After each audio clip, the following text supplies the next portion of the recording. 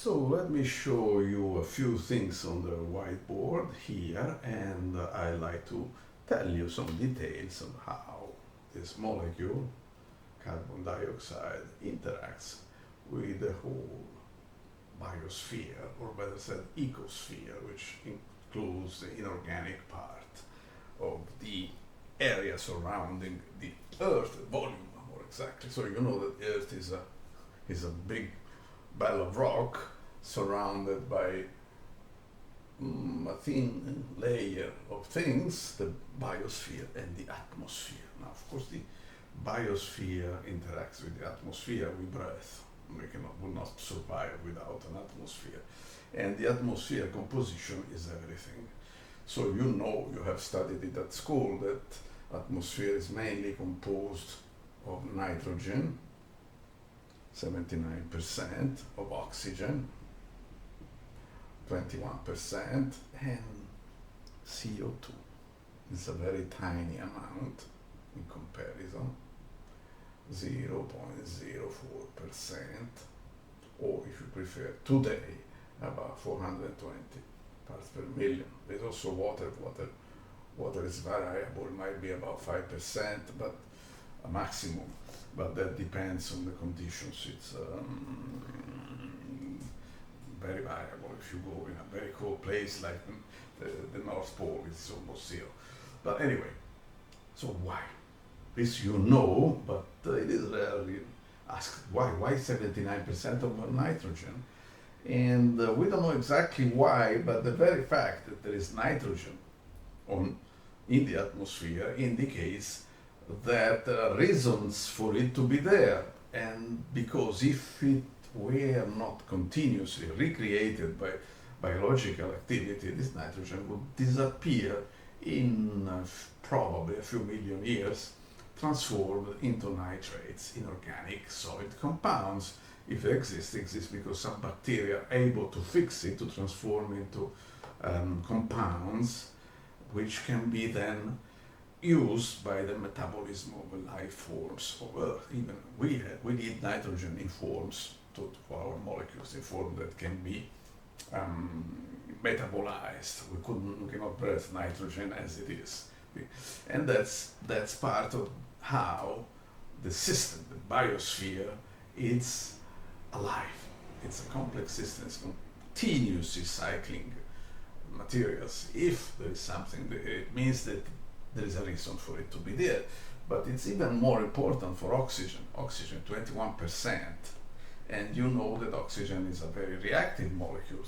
And it was an intuition by Jim Lovelock back in the 70s. He said, well, look, if there is oxygen in an atmosphere, any planet, then it means something creates this oxygen, because oxygen is so reactive that it will react with metals and other materials in the rocky crust and disappear quickly. Oxygen would very rapidly disappear from Earth if it were not continuously recreated by photosynthesis, by plants. And we have also some idea why it is this value of 21%, because during the past, some 350 million years in the past, the age of big animals and big plants, animals like us, it never went much higher than this, a little higher sometimes, but not so much, and it is believed to be a limit generated by the tendency of biological materials to burn. They're mainly of carbon burns, you have wildfires, and if it were much more than this, the whole thing would burn, something that evidently we don't want. But the more oxygen there is, the more active metabolism can be of animals. I'll show you that in a moment. Then we have carbon dioxide, which is a tiny amount, yet it is all important. It is sufficient for a lot of reasons. And why this is the tiny amount? Some people say, oh, look, it is not, it is so little. What do you think? You can tell us that so many things, so many bad things like global warming, climate change, hurricanes, all the rest are happening just because 0.04%. And you would be tempted to tell them, okay, it's a tiny amount, but tiny amounts can do a lot. Try swallowing a cyanide pill and then you tell us how you feel. That's nasty. I will not say that to anyone for real. But anyway, even small amounts can have lots of effects. And from this, I would like to tell you now what CO2 can do. And it can do a lot of things. Let me show you.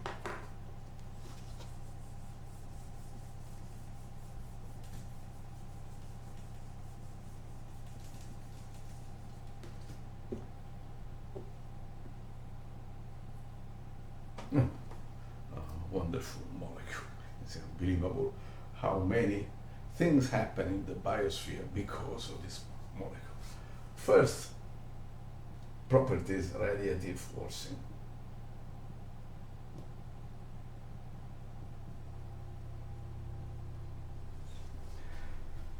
And as you know, because we've been discussing so much about global warming, how does it work? It works like this. The Earth is heated by the sun.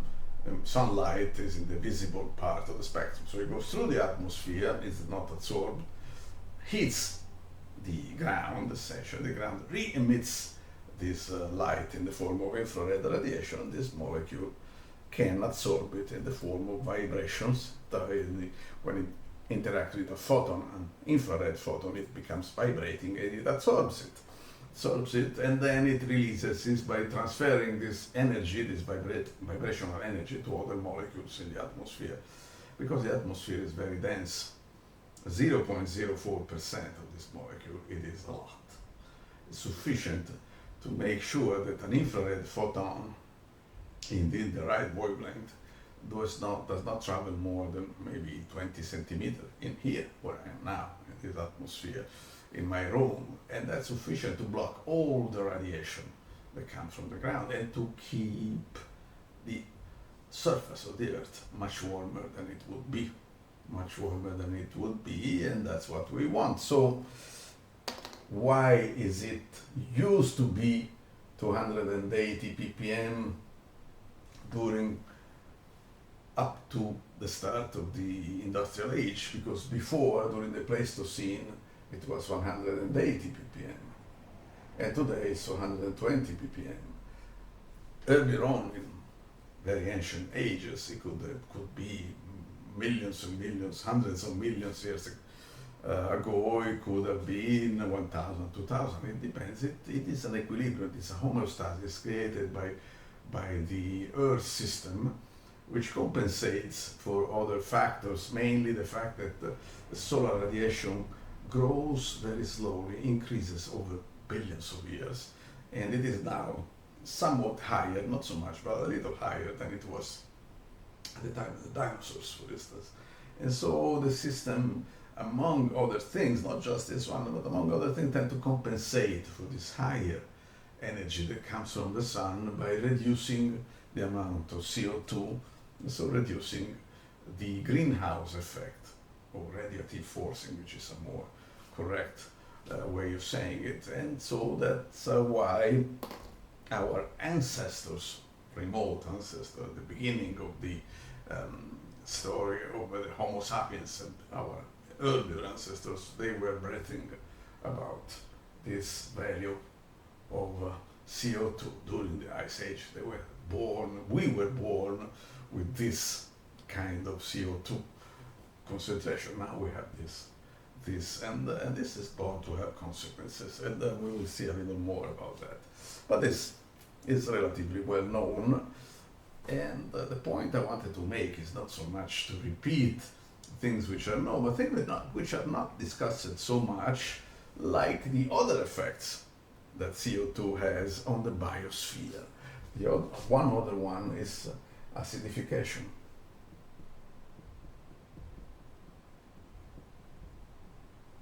Because CO2 is not so reactive as you say, but it reacts with water. It picks up a molecule of water and it becomes carbonic acid. Carbonic acid releases one or two hydrogen ions, creating a more acidic environment in water. Water means the oceans, and the acidification of the oceans is called sometimes global warming's ugly brother, because it is known it exists, it's been known for 50 years. It is known that it does a lot of damage, like if you have a calcifying organism like a coral or a seashell, you don't want to have an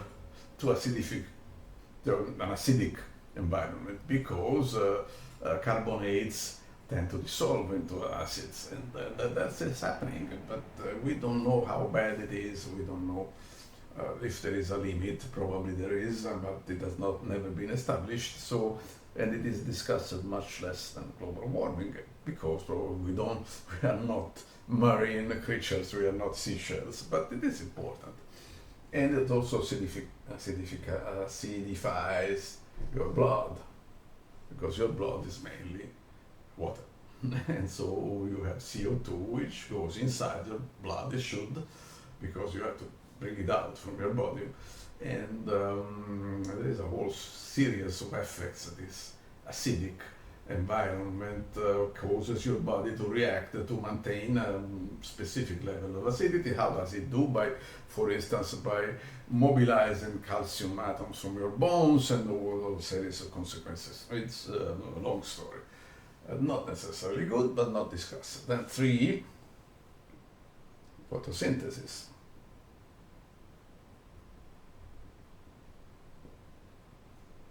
And you know what it is, photosynthesis.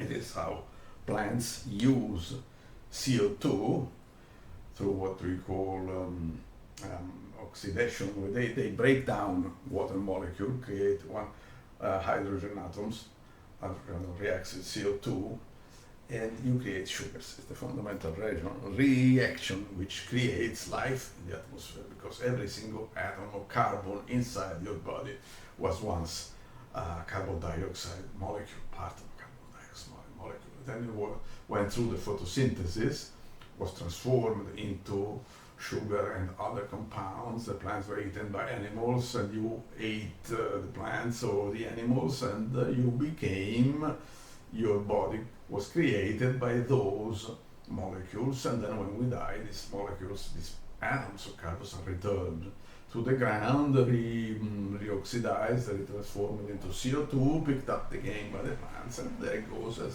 as we said before. Everything which exists in the biosphere and the wider ecosphere exists because there is a cycle, otherwise it will not exist. So the photosynthesis has CO2 as a reactant, so we would think that more CO2 is better, which is probably true, and too little CO2 could be a problem, and that's also true. This is also another intuition by Jim Lovelock in the 1970s, saying, hey, look, people, if you keep, the sun keeps radiating more, and in order to compensate, the atmosphere reduces its concentration of CO2, then eventually you reach a point in which you don't have enough CO2 to keep the photosynthesis reaction going, and everything dies. Not good. And some Lovelock estimated that the limit was about 150 ppm. And I told you that during the Pleistocene, a few million years ago, and close to that, we have seen that the destruction of the disappearance of the biosphere, maybe, but in reality the situation is much more complex than this, because it's not just one kind of photosynthesis. There are two kinds of photosynthesis. One is a traditional one used by trees, and the other is another kind which is specialized to operate at low CO2 concentrations, and that's typical of grass. That's the reason why Earth is going through a huge transformation, which is probably going to see trees disappear to be replaced by grasses, but over tens of billions of years. So it is a story. And then, after this intuition by Lovelock's, now some people noted, well, but if just there can be too little CO2. Maybe it is good if we have a little more. And so people started saying, oh, CO2 is a good thing because it is food for plants. And it is true that now if you cultivate vegetables, I don't know, tomatoes in a greenhouse, and you put some extra CO2 in the greenhouse, you have a certain increase in the yield of your products. And since you get more tomatoes, so you can sell them, you make a little money, and then in this sense, CO2 is a little thing, but it's a good thing, but be careful. What you do is mainly to cultivate vegetables which contain more water, not more nutrition inside them. You only have obese vegetables, and this is a form of obesity. If you push your cultivation with CO2, you create obese plants. It's the same for humans. You will not say that the person who is obese, a little overweight, a little bit, you will not say he or she is better because he weighs more. But this is what people say about plants. They are better because they weigh more, but it's a long story. So it is not going up in the atmospheric concentration in the global system is surely having effects on an effect which is called global greening. Plants grow a little more, but it is not necessarily a good thing. And then anyway, if you go over certain limits, the data show that the effect is reversed. But again, a long story, and you have to be very careful here because people try to trick you in telling you that it is a good thing. CO2 is a good thing. It makes plants grow faster. Maybe, but we are not plants.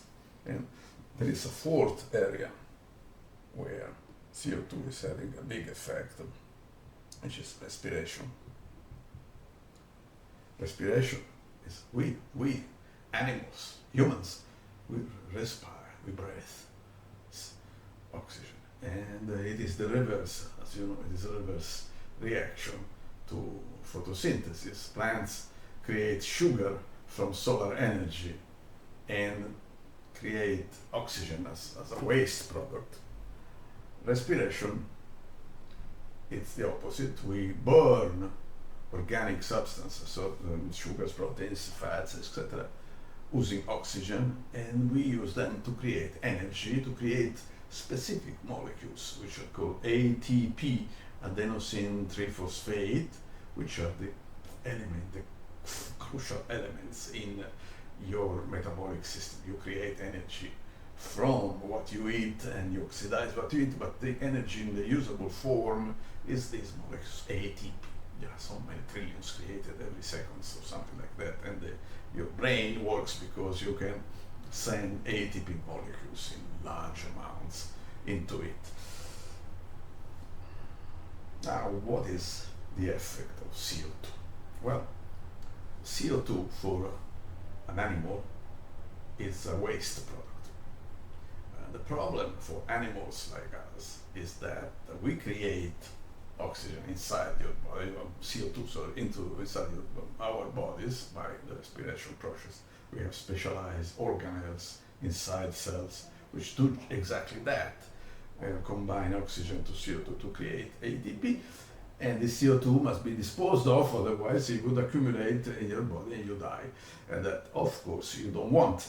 And so, how is it done? It's a little miracle, which is called blood circulation. If you are a bacterium or you are a single-celled creature, you don't worry about circulating air and CO2 inside your body because you're just so tiny that you are continuously in contact with the ordinary air. But if you are a metazoan, as we are, then you have this problem, and you solve it by this incredibly complicated and effective circulating system, which means that you have a liquid called blood, which transfers oxygen from your lungs. You breathe oxygen, transfers it into blood.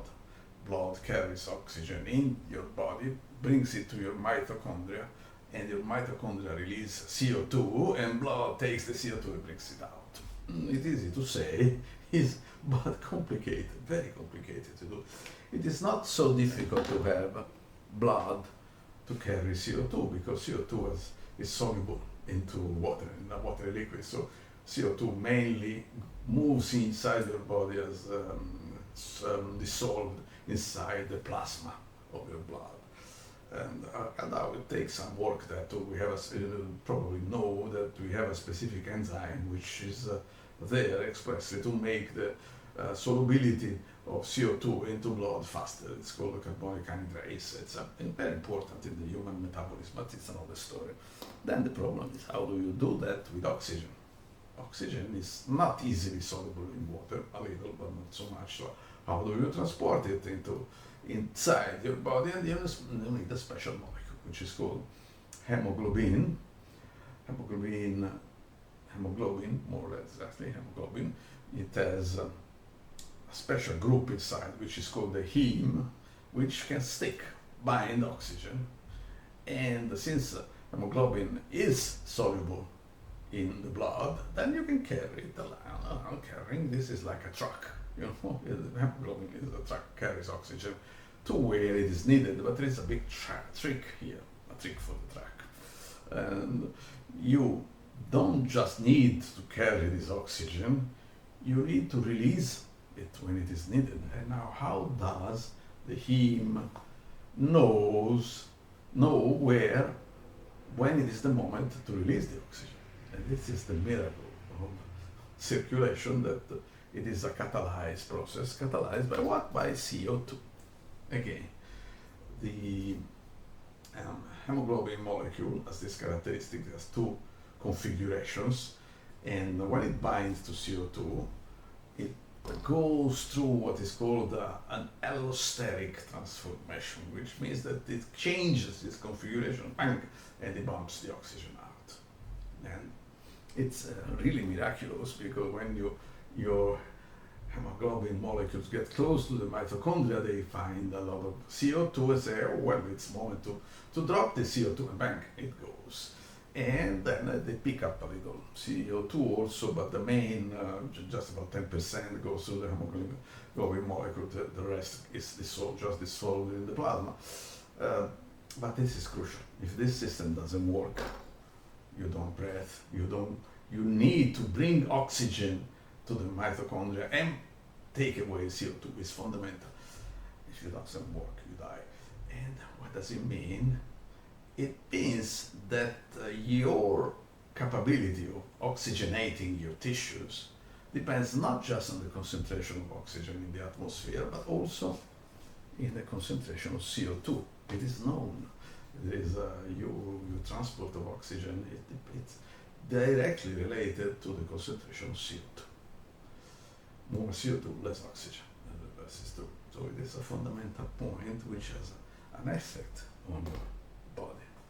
And this is the big trick here, that CO2 can be poison because it affects the supply of oxygen to your body, your tissues. This is, then of course, what is the limit?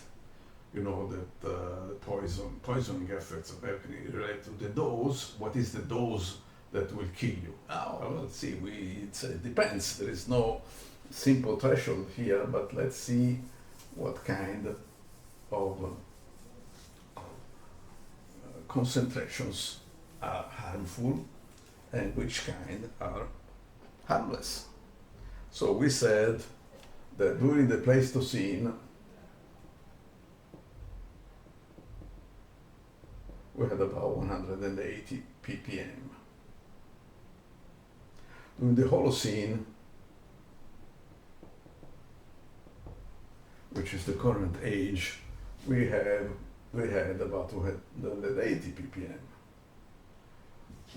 Now, the industrial age, we have some 420, which is what is measured in Hawaii, on top of a mountain, but in reality, in an ordinary environment, in a town like where I am now. I'm in Florence, in Italy. It is a town, and I can measure it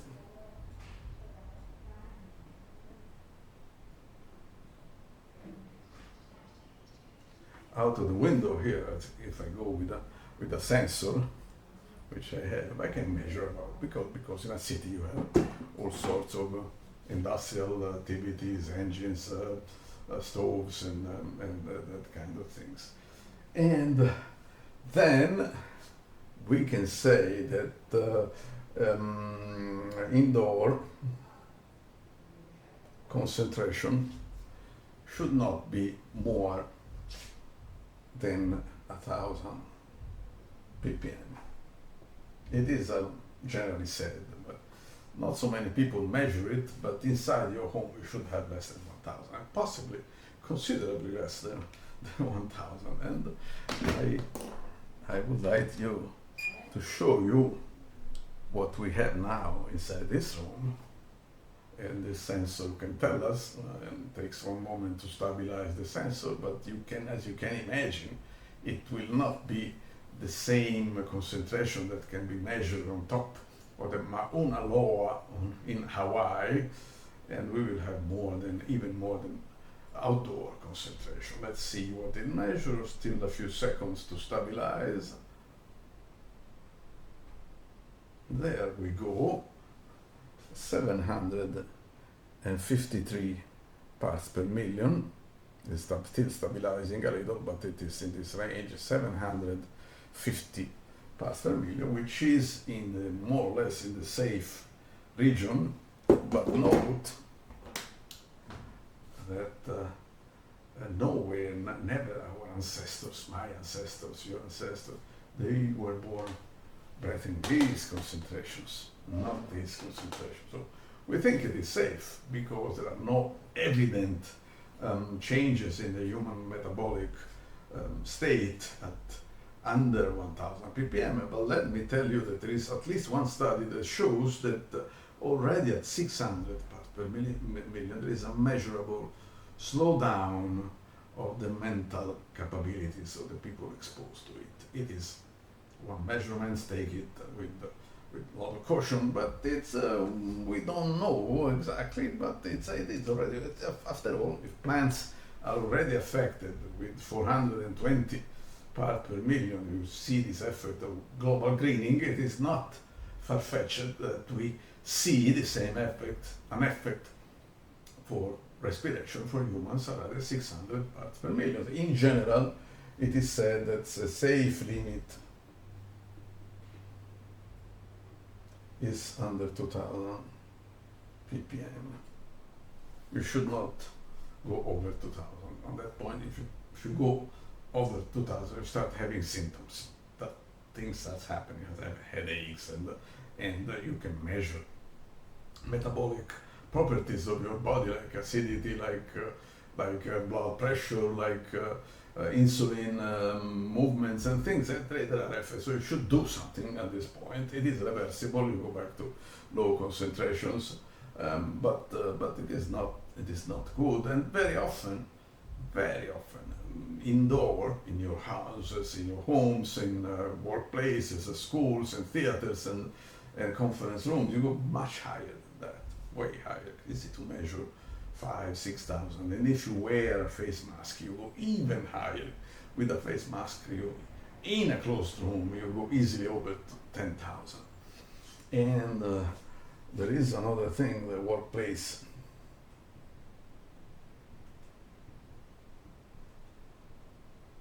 Which is said to be workplace limits, means that you work on a shift of 4 hours, you should not go above 5,000 parts per million, which is a concentration which people who are, say, submariners, miners, astronauts experience this kind of concentration, of course they don't die, nothing horrible happens to them, but they undergo significant metabolic changes which the body, the metabolic system, changes in order to compensate this kind of effects. It's a very interesting subject which has been studied, and of course in some conditions you have to survive in these conditions. And consider a surgeon wears a face mask all the time, it probably goes way higher than 5,000 parts per million, but he doesn't die, of course, or she doesn't die, but he doesn't have to solve differential equations while he's on the operation room. So it's surgery. Doing surgery is you need to know what you are doing, but it's not the same thing as creating or solving a mathematical problem. And just to give you some idea what is the limit,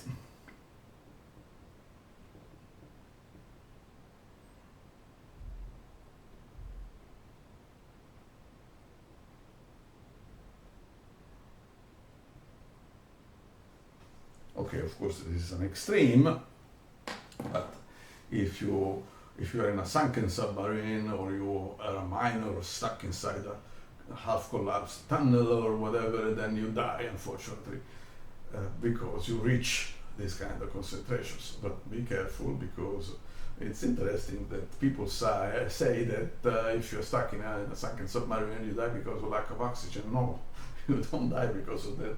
You die because you are poisoned by CO2. You are poisoned by CO2 because even with 5% of CO2, you still have a lot of oxygen in the atmosphere. It's 5% of all the components, which means the oxygen you lose only maybe 2% of oxygen. For some 21 you go to 19%, which you would think, well, why not 21, 19%? What is the big difference? And yet you die. Not because you don't have enough oxygen, but because you are poisoned by CO2, which is not so inert as people say. And this is, you see, these are things of which we know relatively little, but they are important because the metabolic effects of CO2 are something that our body has been adapted over our evolution, millions of years, and now we're changing this concentration to values which are growing, not only much higher than they were in the past, but they're growing.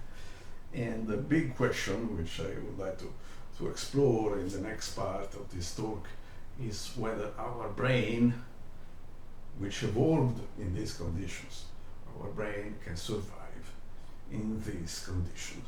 It is a very interesting question that we are going to explore in the next part of this talk. And thank you for your attention up to now.